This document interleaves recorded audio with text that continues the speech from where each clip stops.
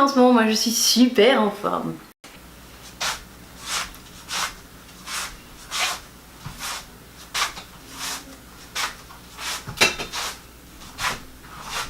N'ayez pas à dire, je passe vraiment des nuits de rêve.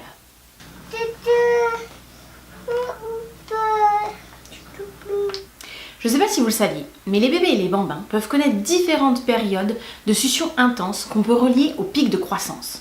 Ces épisodes peuvent durer de 24 heures à, ici on a connu, une semaine maximum. Ces pics ne sont pas nécessairement un besoin de plus de lait de la part de nos bébés ou de nos bambins.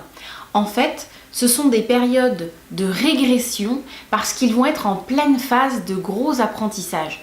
La marche, le langage, le quatre pattes, le sourire. C'est un peu une façon pour eux de se réassurer pour mieux avancer.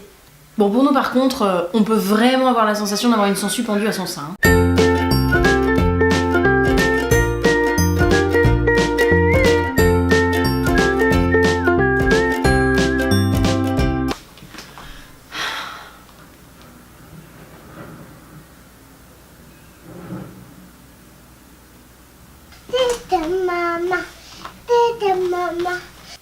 Ces pics de croissance interviennent d'ailleurs à plusieurs moments. Pour mieux les situer, il existe la règle des 3-6-9, jours, semaines, mois. On peut aussi observer ce genre de pic vers 1 an, 2 ans et 3 ans. Ces chiffres ne sont absolument pas une règle d'or, ça peut intervenir légèrement avant ou légèrement après. Ici par exemple pour la puce, elle a tendance à me les faire légèrement avant. Si certains pics peuvent passer inaperçus, d'autres vont paraître plus difficiles et demander plus de patience.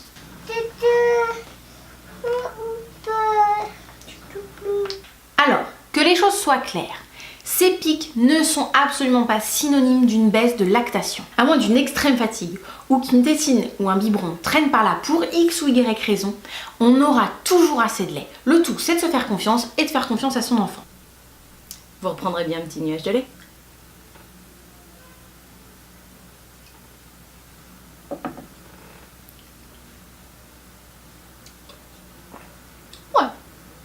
Au final, il n'y a pas grand chose à faire avec un pic de croissance ou d'apprentissage. C'est avant tout une question de patience. Le mieux, c'est encore de laisser faire nos bambins, de les laisser téter le plus possible à la demande et ils prendront ce dont ils ont besoin. Ici perso, quand on traverse les pics de croissance, moi j'ai super faim.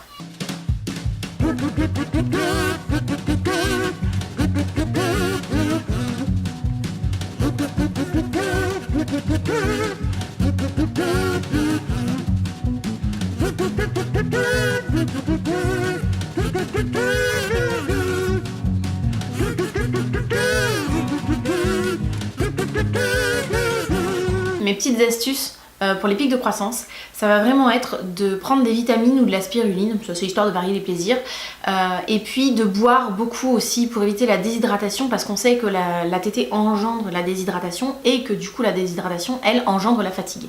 Donc pour parer à ça, je vais aussi boire beaucoup plus et puis je vais essayer de consommer quelques petits éléments galactogènes, un peu plaisir, des fruits secs, de l'ovomaltine dans mon chocolat du matin, voilà des petites choses comme ça. On fera attention à ne pas consommer trop d'éléments galactogènes en même temps, car cela aura pour conséquence de diminuer la lactation.